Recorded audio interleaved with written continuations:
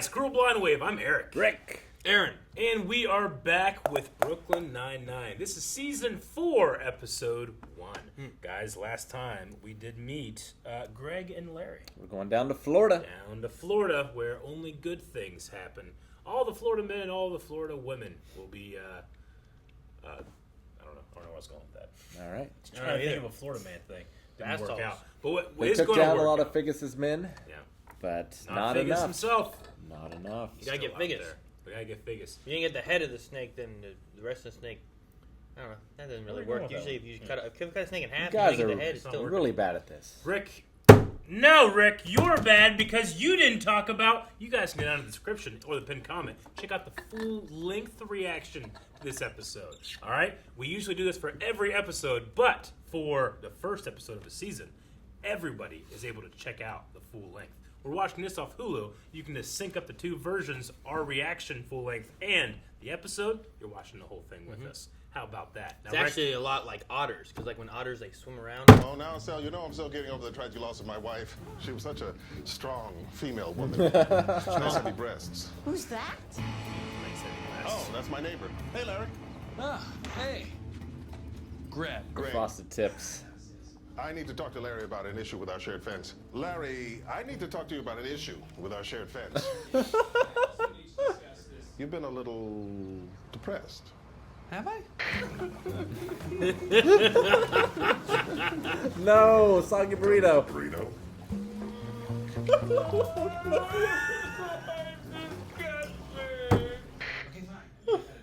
No, don't eat that burrito.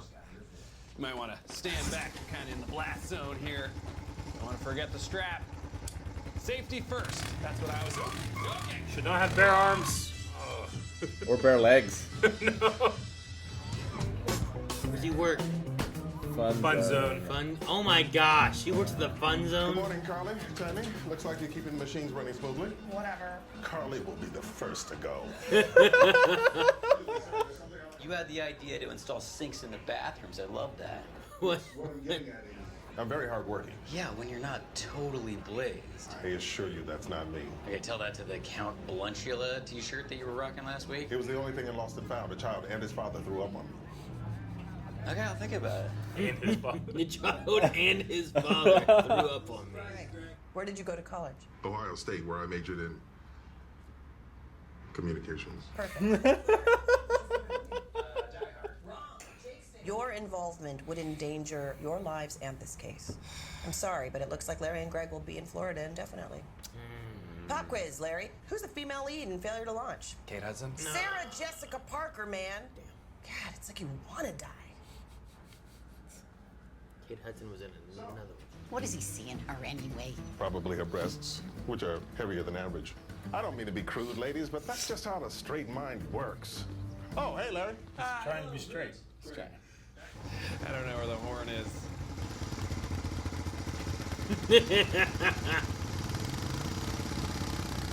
I love the old lady. ATVs? The only thing you're selling is a huge pile of bunk. How did you get here so fast? You were walking. I was power walking. Roll, heel, ball, toe. Roll, heel, ball, toe. I was already suspicious about your new positive attitude. But we were told not to get involved. Why can't you just follow orders? Because I hate this stupid place and I've got to get out. I mean, this town's claim to fame is that its mayors keep dying and no one knows why. Hey, everyone. Just want to introduce you to our new assistant manager, no. Larry Sherbert. Son of a bitch. Larry, you want to say a few words? One time he invaded my private space and stole my stuff. Why would he do that? Perhaps he had a good reason. Wrong, Mr. Fart. He was a jerk and he sucked. But he was the one who motivated me to get off my ass and get this job. So in a way, we really have him to thank for all this happening. Give it up. This guy, Greg? Wait, that's Greg? The stoner? Yeah, look at him. He's such a rasta. Oh, total rasta. Oh, God. Look at that. How What did you is even that? get this job? Hope you like kids' birthdays. Watch as I do a dance to your name. Derek. Derek. Again. Well, judging by the empty beer cans, the fur, the pornography, and the claw marks, I'd say a homeless man and a raccoon. The exact nature of their relationship is still revealing itself. I'm going to assume sexual. You ready to give me those files yet? It almost sounds like you should stop eating beef altogether. I know, that's what I keep saying. Go to hell, Larry. That's my walking group. Off to get my file? No, you will never get the. Oh shit! Oh, Are you kids. This is gonna break the internet. okay? No, ma'am, please. You cannot put that on the internet. No! Oh shit! I was hoping that would happen.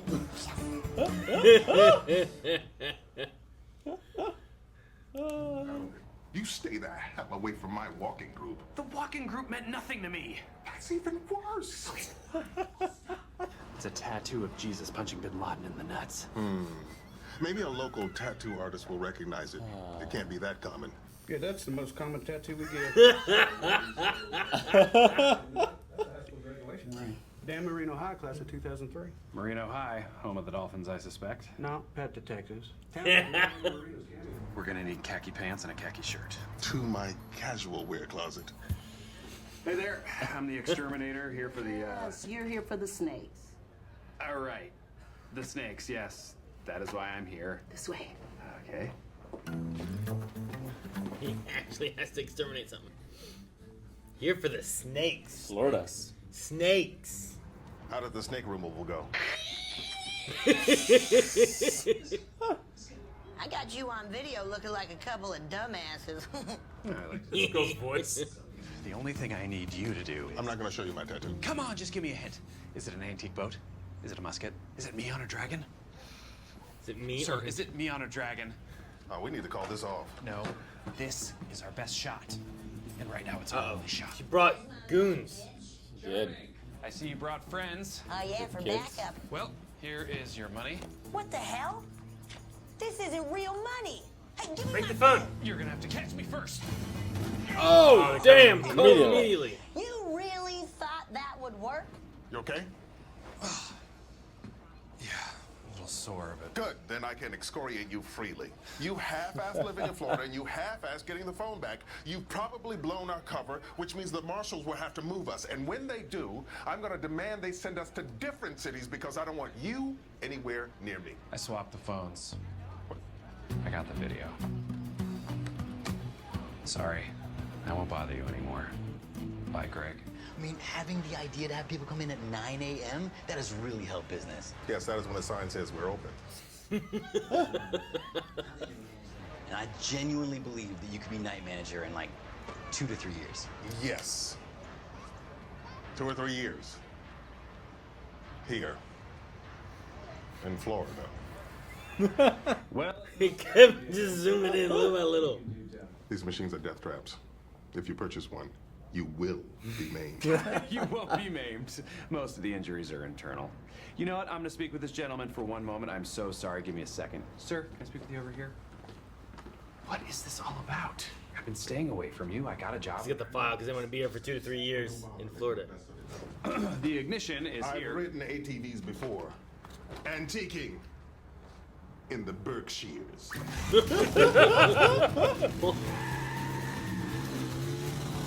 Damn!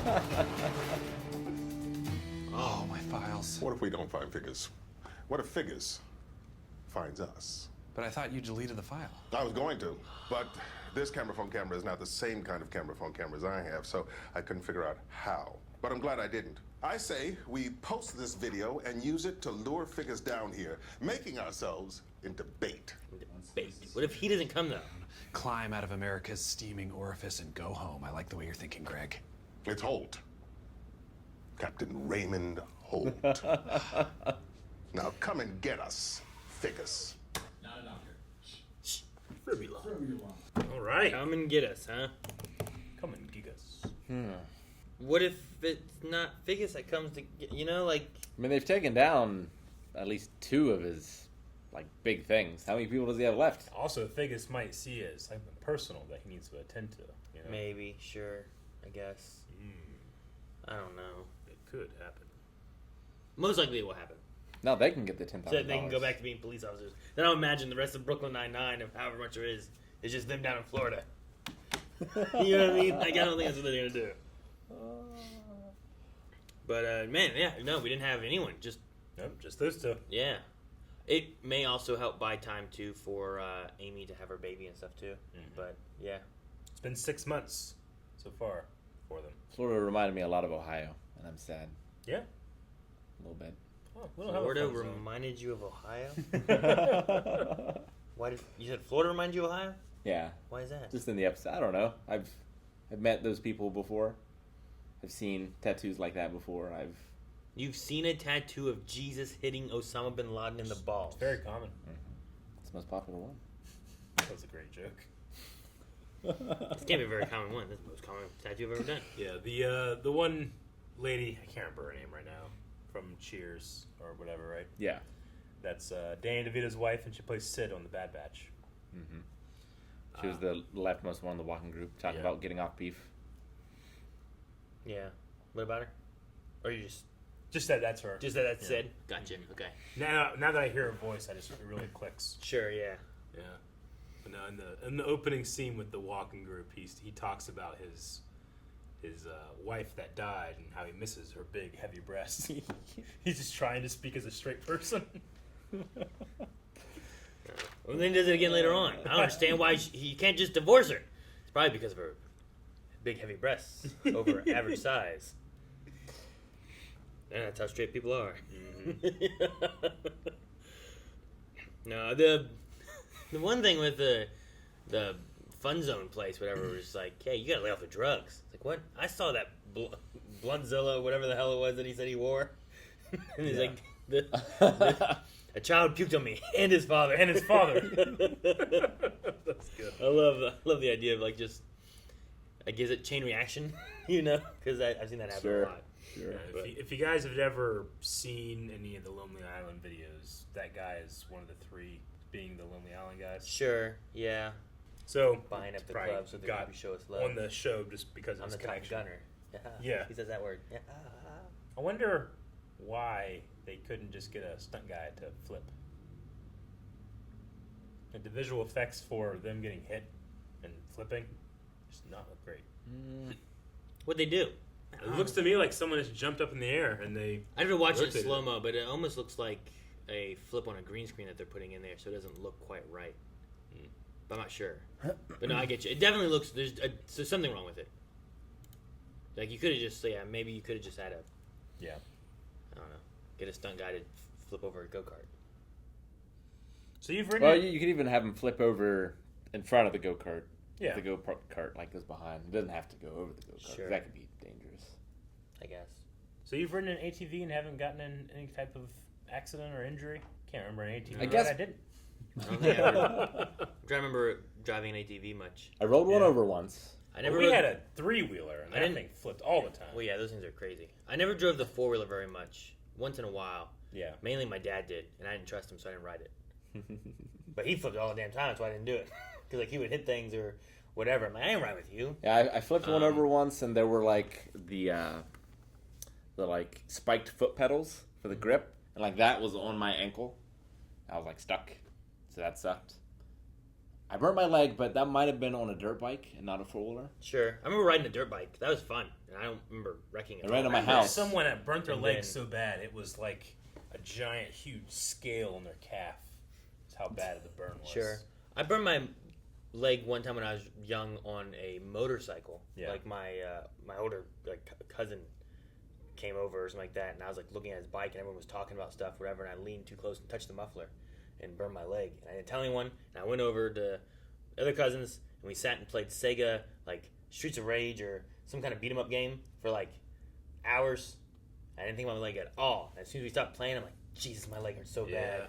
And I looked at it, and it was awful. I had been like hiding it, so like I was like we were like That's all sitting on the stuck. floor, so like it was like down towards the floor, so no one could see it. Then I showed like my parents, like, jeez, it had been at least an hour since it had happened. So like I hadn't done anything with it. And then we went to a family reunion, and they had to like keep it gauzed up and stuff.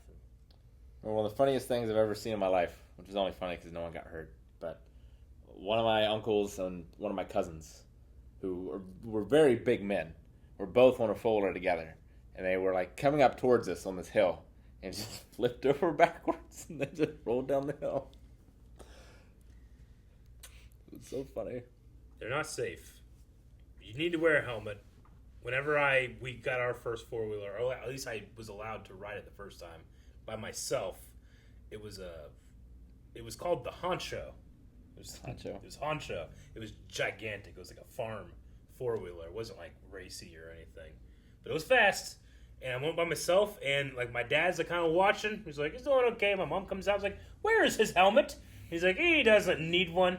As soon as he said that, I like take a turn in our driveway, and I hit these stacked like concrete cylinders, and the Honcho's tires weren't really full. They just kind of like hit those and like just threw me into the garage. I went flying into the open door of the garage. Like, ah! And the Honcho coming after me. My mom's like, ah! It's my dad just being like, you know, obviously after we were done, he was just like, I can't believe you crashed right after I said that. That's funny. And then did it have a? So I remember being on a dirt bike and it had like the twist, but the four-wheeler we had was four-wheeler is just a thumb had throw. A thumb thing. It was a thumb for ours too. I feel like what he had was like a twist one because it felt like he was having trouble. Like, yeah, it seemed more like the guys felt like why he was like doing this thing. It was more. It seemed more like one that used racing or tricking. Because it takes getting used to like doing that because like when you start going like you don't want to move too much because then you go more and then it's a terrible cycle. The Honcho was that made it go, and the brake was like half a brake. You had to squeeze real hard and start braking like way before for it to actually stop. And the so shifter you didn't go was very far. down by your foot. Yeah, I remember that. Like a Honcho. I remember riding around, but I didn't like. I was not taking that into the woods. We took that in the woods. We'd have like the wood splitter on the back. Yeah. Dad and I would both be on it. Yeah. You took the wood splitter with you? Yeah. Into the woods? Mm-hmm. On the 4-wheeler, and then we split, and then we leave, and we'd come back later, split more, and then like he'd have the truck, and I'd have the 4-wheeler. Yeah, we would take a trailer, and then we'd go in, and then we'd cut logs and stuff, and put those in, take the logs back, split them back at home. That's what our process was. It's heavy though. I wouldn't, huh? It's probably heavier. Like we would cut logs that we could not get up in the truck. But you took a log splitter and a trailer with you? We took a log splitter and his dually, which had like fence walls on it. So a truck? A truck. So you took a truck, a log splitter, and a 4-wheeler. Yeah, we brought our log splitter into the woods too. It would just attach to the back of the truck. Sometimes we would just take the 4-wheeler and do splitting. But when we were ready to haul, we would usually put the splitter on the truck. You can generally haul back more. Where we were going, I don't think you were taking a truck to where we were going. Yeah. It wasn't very easy to get to. Up to a point, I guess. But then there was like makeshift bridges and stuff that my dad had made over time and stuff that were like, I don't remember that. Like they were like, here's do that this, too. and then a bunch of dirt and shit on top of like these like pipes or some shit. And it just sometimes like they'd wash away, you had to rebuild them and shit. But no, we'd do that. We'd cut into pieces, put in there, take it back. Sometimes we'd have to like have a trailer on the 4-wheeler, move them up to like a field, and then load those in the truck. Yeah, we do that sometimes. I had a million different jobs on the farm, but if I had to pick one to be like, I wish I had never done that.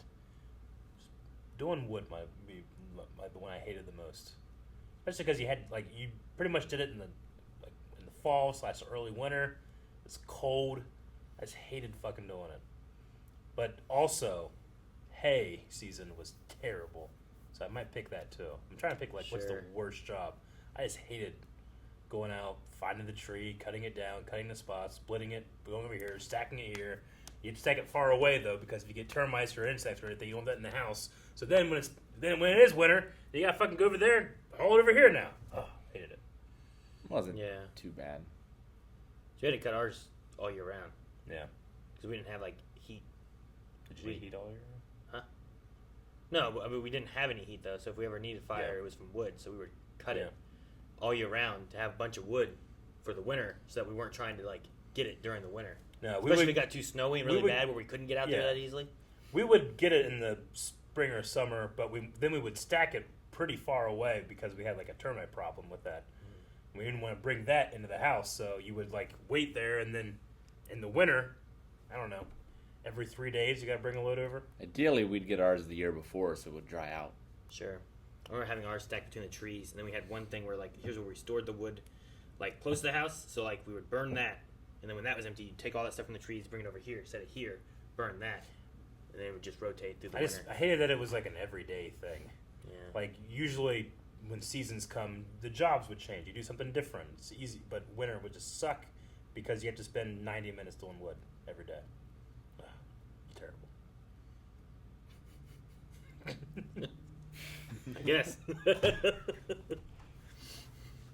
Nah, the only thing I remember was just like, I'm not riding with Dad because so many things happened. That's why I probably never got hurt by a 4-wheeler. I remember one time we were playing hide and go seek, and it was me, my brother, my sister, my dad, and there would be groupings of like, these people are on the 4-wheeler, Yeah. these people are walking. And at one point when we were getting ready to leave, my dad like backed up and just backed into a briar bush. My sister was on the back of it. It was terrible for her. Terrible. So, Dude, I had a friend whose little brother, I mean, he's fine now, but his little brother got like sucked up between like the wheel and the back of the 4-wheeler and just got like up in there. It's bad. it's crazy. He was like backing up or something. I can't remember what happened, but he got sucked up in there. Like just his legs were sticking out the back. I had a giant, That's how it was described to me. Maybe it wasn't as bad. I don't know. I had a giant German Shepherd that would try to eat the wheels on the 4-wheeler as we were going along. I love dogs. Chief was on it. But anyway, no, this episode, it's fun. I love that zoom in as he's like realizing he does not want to do this job for the next 2 to 3 years because they have no time frame of when Ficus will get him or will get caught. Yeah. I love that his favorite movie is Failure to Launch. Failure to Launch. Is that the opposite of Die Hard? Like, what movie is the opposite of Die Hard? I don't think it's Failure to Launch, is it? Maybe. I haven't seen Failure to Launch. I don't know. I don't know if it's the opposite, but taking it, instead of it being like an action movie, making it more like a rom-com kind A of rom-com. thing. Killing Me Softly. Guys, thank you very much for watching this premiere episode of Season 4 of Brooklyn Nine-Nine. We hope that you're excited for us to get further into Season 4 of Brooklyn Nine-Nine. Yeah. And if you can't wait, you can go up to 4 reactions at this point. Up to episode 5, I should say, of the reactions over at patreon.com/blindwave.